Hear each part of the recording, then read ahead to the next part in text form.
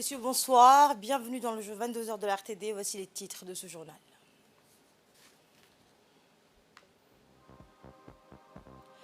Le chef de l'État a reçu aujourd'hui le chef de la diplomatie de Bahreïn pour des discussions diplomatiques. Et dans l'actualité internationale, le mois d'avril a été le plus chaud jamais enregistré en moyenne mondiale. C'est ce que révèlent les dernières données publiées par Copernicus. Le président de la République, Ismaël Omar Guelleh, a reçu aujourd'hui, en fin de matinée, au Palais de la République, le ministre bahreïni des Affaires étrangères, Abdulatif Ben Rachid Al-Zayani. La visite de M. Al-Zayani à Djibouti a trait à une tournée qu'il effectue dans plusieurs nations membres de la Ligue des États arabes au fin d'une concertation de son pays, hôte du 33e sommet ordinaire de cette organisation sur l'ordre du jour de cette réunion qui aura lieu donc du 15 au 16 mai prochain à Manama, la capitale du Bahreïn.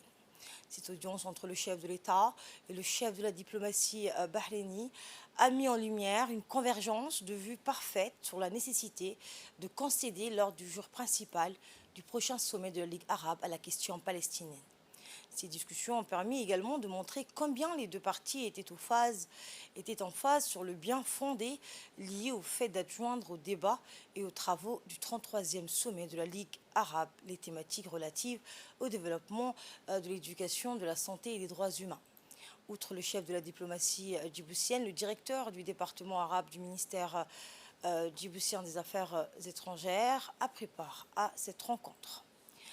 Hier, dans l'enceinte du Parlement, les enjeux de la nation ont été débattus avec ardeur sous la présidence de l'État Mohamed El-État, président de l'Assemblée nationale.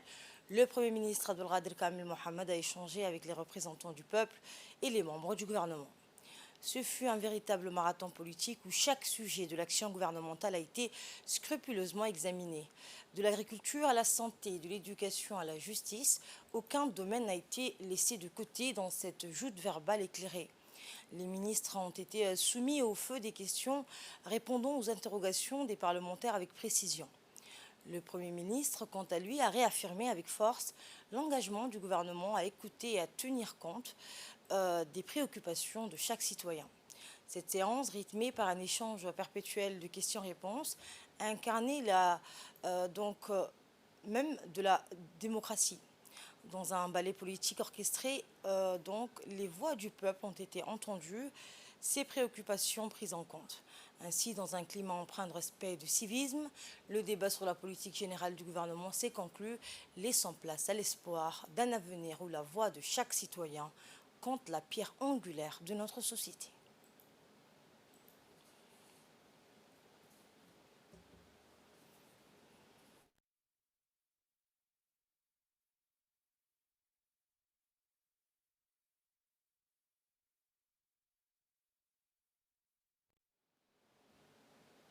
Les représentants du peuple se sont succédés à la tribune pour interroger les ministres sur plusieurs thématiques, notamment sur les questions liées à la santé et à l'énergie. On les écoute pour plus de précision. L'OMS a consacré la Journée mondiale de la santé pour le thème de droit à la santé pour tous. Sous la clairvoyance de la politique du chef de l'État, Al-Hajj Ismaël Omar Guelleh, notre pays a fait d'énormes progrès pour garantir un accès équitable et accessible aux soins de qualité de notre pays. Il existe cependant quelques secteurs qui font défaut, notamment pour la prise en charge des personnes dialysées. Dans les régions, des centres délocalisés de dialyse sont construits depuis 2 ans, mais ne fonctionnent toujours pas, faute d'équipements et de machines de dialyse. Je rappelle également que le centre de dialyse à l'hôpital Cheko de Balbala est fermé depuis un certain temps.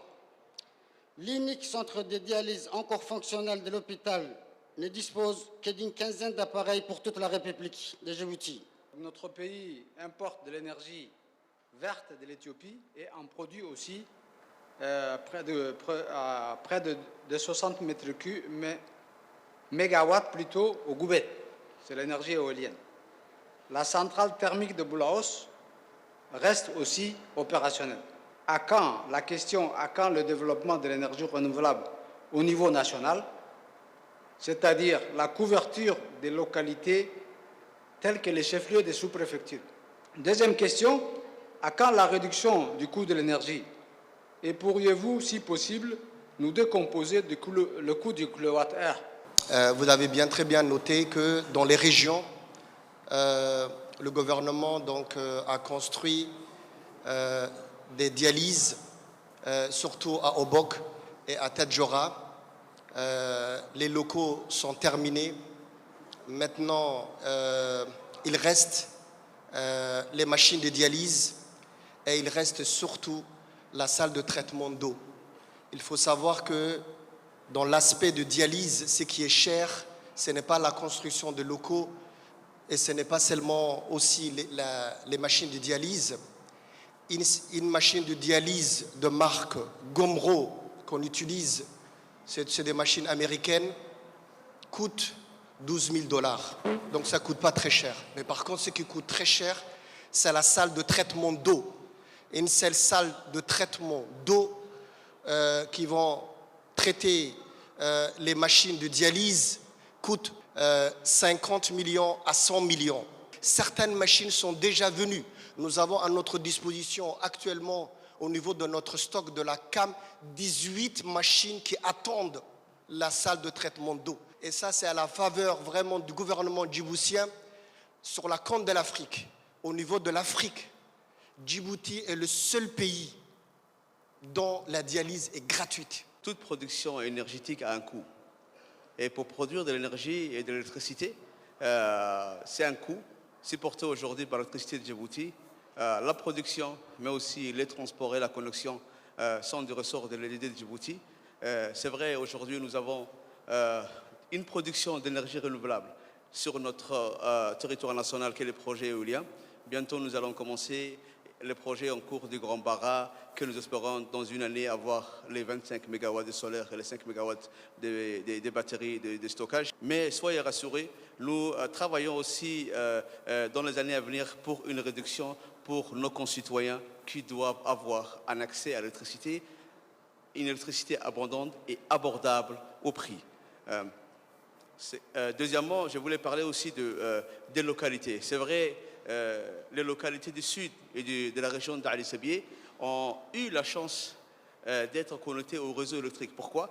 Parce que le projet ferroviaire est passé par le sud. Et avec les projets du train, les localités de la région d'Ali Sabieh ont été tous connectées. Également dans l'actualité, le ministre des Affaires musulmanes et des biens Warf, Moumen Hassan Bareh, a reçu aujourd'hui une délégation qatari conduite par le docteur Saad Fadel Al-Khawari, directeur adjoint des Affaires musulmanes. Cette visite s'inscrit dans le cadre des accords conclus entre le ministre et son homologue qatari lors d'une visite de travail au Qatar en mars 2022.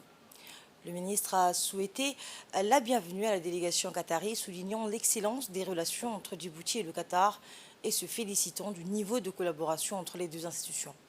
Il a également évoqué la grande mosquée de Doha, symbole des liens fraternels unissant les deux pays. La délégation a eu l'opportunité donc de visiter la mosquée Doha et d'explorer les possibilités du développement d'un projet de Warf. Eh bien, des rencontres ont également eu lieu avec les départements techniques du ministère, notamment le Diwan des biens Warf, le Diwan de la Zakat et l'Institut Al-Wasatiya, permettant des échanges fructueux et l'identification de pistes de collaboration concrètes. Et au terme de cette visite, une réunion de synthèse et d'évaluation s'est tenue au siège du ministère, rassemblant les responsables du ministère et la délégation qatari.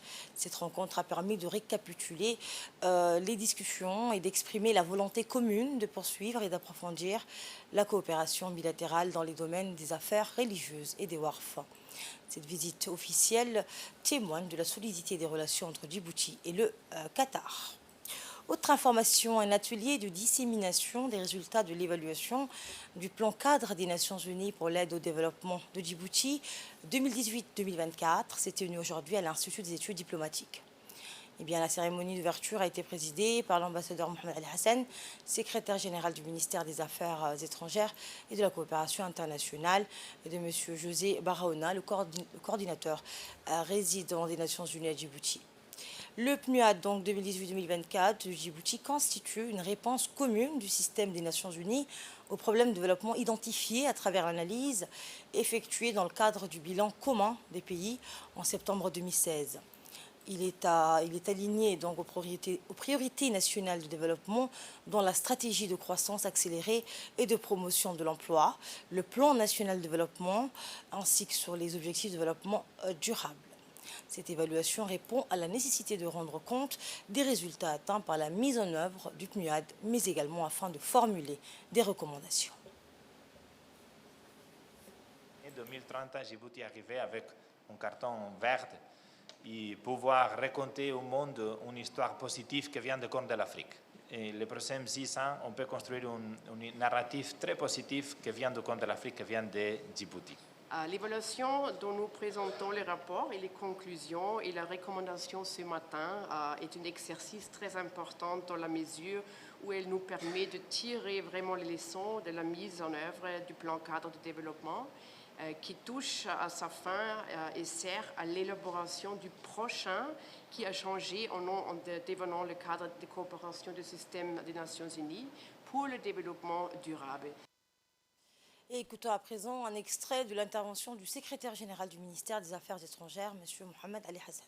On est réunis aujourd'hui donc dans le cadre du comité de pilotage qui est composé du côté djiboutien, comme vous le savez, par plusieurs de mes collègues, secrétaires généraux, que je remercie pour leur temps et leur présence. Mais je sais combien la coopération avec les Nations Unies est également essentielle pour leur département. Et donc, cette réunion du comité de pilotage comprend de l'autre côté l'ensemble de la famille des Nations Unies, avec à leur tête le coordinateur, cher ami José. Nous sommes donc ravis de vous recevoir à l'Institut des études diplomatiques du ministère pour cet atelier de dissémination des résultats de l'évaluation du plan cadre des Nations Unies pour l'aide au développement de Djibouti pour la période 2018-2024. Et avec l'ensemble des membres du comité de pilotage et les représentants des différentes agences, je suis certain qu'on aura une discussion très nourrie et très enrichissante pour nous permettre toujours de parfaire, d'améliorer notre partenariat et de permettre à ce que nous puissions mettre en place un meilleur cadre de coopération entre Djibouti et le système des Nations Unies.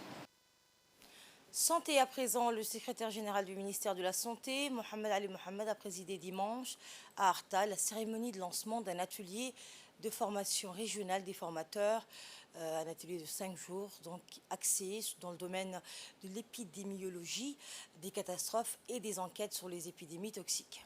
Premier en son genre à Djibouti et dans la région, il s'agit pour l'Institut national de la santé publique, organisateur de cet événement, en collaboration avec le réseau africain d'épidémiologie de terrain, de créer des formateurs régionaux hautement qualifiés, prêts à répondre aux défis complexes des catastrophes sanitaires et de type toxicologique.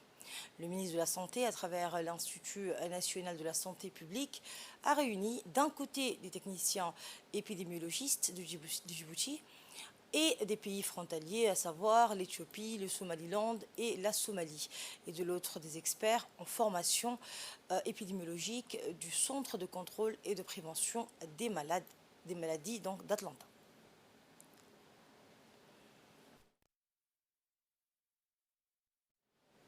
Le préfet de la région et le président du conseil régional d'Arta ont tour à tour remercié les organisateurs de cet atelier. On les écoute. Moi, de souhaiter la bienvenue dans cette mythique ville d'Arta. Vous souhaitez la bienvenue et je suis ravi de prendre part à vos côtés, monsieur le secrétaire général, au lancement de la formation régionale théorique et pratique sur la préparation et réponse aux catastrophes en matière de la santé biblique. Je tiens à saluer le ministère de la Santé qui organise cette formation régionale hautement importante qui, avec les partenaires, qui permettra d'analyser les capacités de force et de faiblesse de nos systèmes sanitaires et de faire face aux défis avec tous les moyens disponibles. À l'issue de cette formation de formateurs, vous aurez des compétences nécessaires pour répondre efficacement devant une catastrophe sanitaire, comme vient de souligner le docteur Hussein, en charge de la coordination, qui pourrait se présenter à tout moment. Je dois souligner, c'est un atout, une opportunité pour nous, la région d'Arfa, et en particulier la ville d'Arfa, parce que ça nous permet d'attirer d'autres touristes et d'autres délégations à l'avenir en profitant des éléments bien connus de la région d'Arfa et Arfa-Ville. Encore une fois, messieurs et madame, soyez les bienvenus et nous déclarons ouverte la formation des formateurs. Et le secrétaire général du ministère de la Santé a de son côté souligné l'importance de cette formation régionale axée sur la préparation aux catastrophes sanitaires à Djibouti. On l'écoute. C'est un honneur pour moi d'être parmi vous et de présider l'ouverture de la formation régionale d'Arta. La formation régionale qui porte sur la théorie et la pratique, sur la préparation et la réponse aux catastrophes aujourd'hui dans cette belle hôtel d'Arta. Il n'est pas nécessaire de rappeler ici que les maladies ne connaissent pas de frontières et peuvent proliférer rapidement. En raison de la résurgence des épidémies telles que Covid-19, Ebola, fièvre dengue, méningite, des catastrophes d'origine humaine, des accidents de produits toxiques, mais aussi naturelles, les inondations, les sécheresses et les crises humanitaires, il est donc essentiel que le système de santé soit renforcé en personnel qualifié capable de réagir rapidement pour répondre à tous les niveaux. Je tiens tout d'abord aussi à exprimer ma gratitude envers toutes les parties prenantes qui ont rendu cet événement possible, en particulier le CDC Atlanta et la FNET, dont le soutien financier a permis de concrétiser cette initiative vitale. La tenue de cet événement revêt une importance capitale, non seulement pour Djibouti, mais également pour l'ensemble de la région. Réunis ici, nous représentons une diversité de pays, de cultures et de compétences, unis par un objectif commun: renforcer nos capacités à faire face aux catastrophes et aux urgences de santé publique.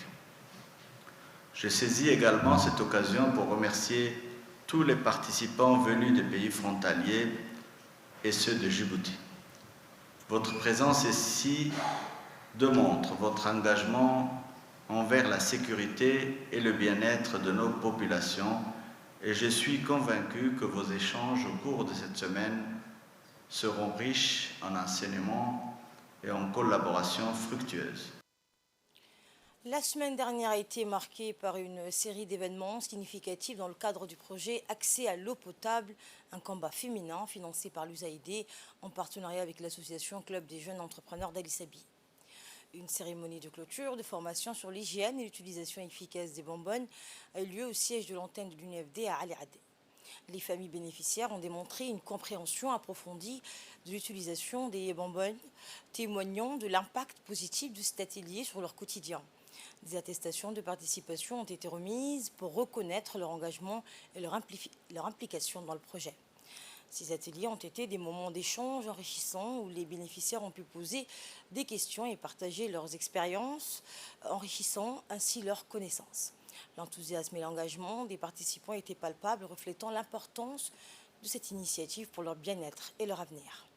Et dans un moment émouvant, une bénéficiaire a partagé son histoire personnelle, exprimant sa gratitude pour cette aide vitale. Elle a décrit comment auparavant elle devait faire des allers-retours constants au puits pour obtenir de l'eau, soulignant l'impact positif des bonbonnes donc sur sa vie quotidienne et celle de sa famille. Ce matin, un comité d'inspection du secrétariat d'État chargé des sports mandaté pour évaluer l'état des plateformes sportives et des terrains de proximité s'est rendu ce matin dans les différents terrains de la commune de Belbela. Sous la direction de l'inspecteur général Moussa Ali, le comité, composé du directeur et de hauts cadres du secrétariat d'État, a d'abord rencontré le président de la commune, Mohamed Hassan Saïd, pour discuter des objectifs et de l'importance de cette mission, ainsi que de la nécessité d'une collaboration étroite avec les autorités locales. Sur le terrain, toujours en présence du président de la commune et de son équipe, le comité a examiné de près les installations sportives, répertorié, examiné minutieusement chaque installation sportive et prenant note de toutes les observations pertinentes. Cette initiative fait suite aux préoccupations exprimées par les associations sportives et les jeunes des quartiers lors de la dernière conférence débat avec la jeunesse organisée par le département au Stade Gouleda. Il est à noter que la mission se déroulera sur 2 jours et comprendra également des visites dans les communes de Bel'as et de Razdika.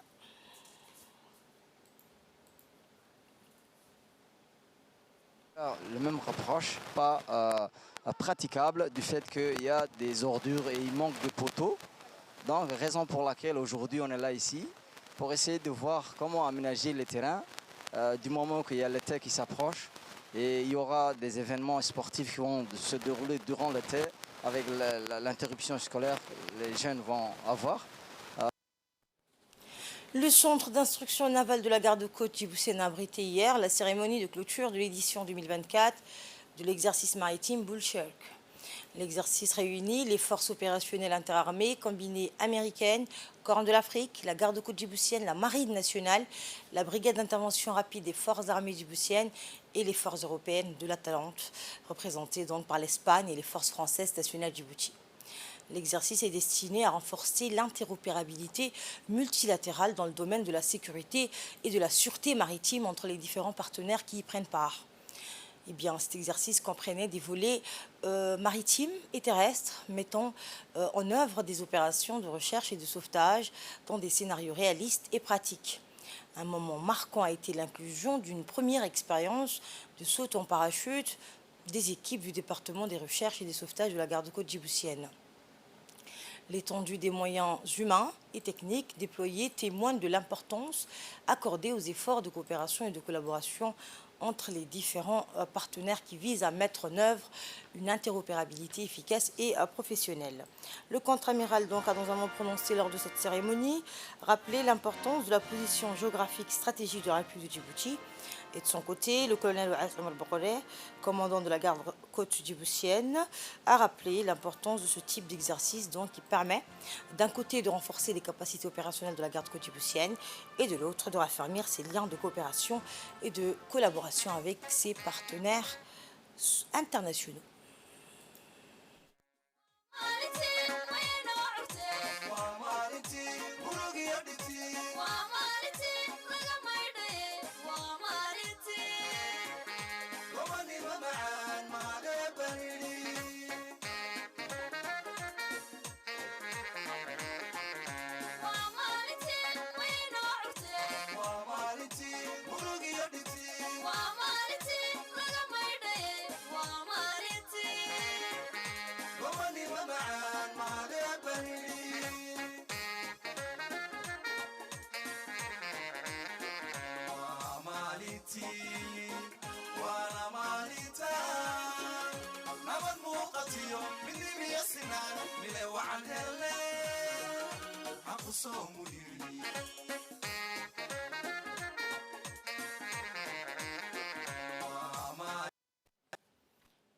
Dans le cadre de la participation du tournoi international de la mondiale pupille de Plomelin, l'équipe djiboutienne du centre de formation des jeunes de la garde républicaine, Baré Football Club, entame une entrée historique dans ce tournoi après avoir remporté leur premier match de compétition.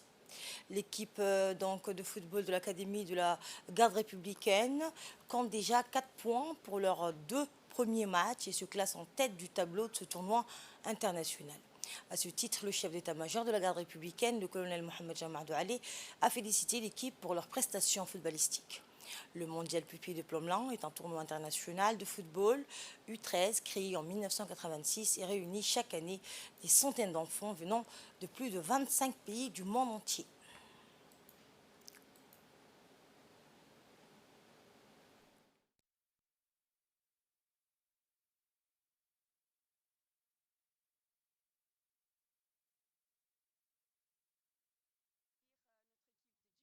Supportent, c'est des très bons joueurs, ils vont aller loin, on espère. Voilà, vive Djibouti et voilà, on continue, on les supporte. Vive Djibouti! Avis de recherche pour clore l'actualité nationale. La famille Abdelkader Hassan et Halimou Hassan Mahmoud recherchent donc leur fils, né le 8 mai 2018 à Ali Adé. Eh bien, cet enfant âgé de 5 ans a quitté son domicile au quartier 6 dans la journée du lundi. Il portait un pantalon rouge et un t-shirt jaune. Eh bien, veuillez contacter le numéro du commissariat central, le 21 35 27 61, ou au numéro de la famille, le 77 79 33 96 ou le 77 18 09 61. Et dans l'actualité hors de nos frontières, le mois d'avril a été le plus chaud jamais enregistré en moyenne mondiale. C'est ce que révèlent les dernières données publiées par Copernicus, l'agence européenne chargée du changement climatique. Cette tendance se confirme dans plusieurs pays. Une très grande majorité de pays dans le monde font face à sa 6e année consécutive de sécheresse et connaissent actuellement une canicule avec des températures allant de 37 à 44 degrés Celsius.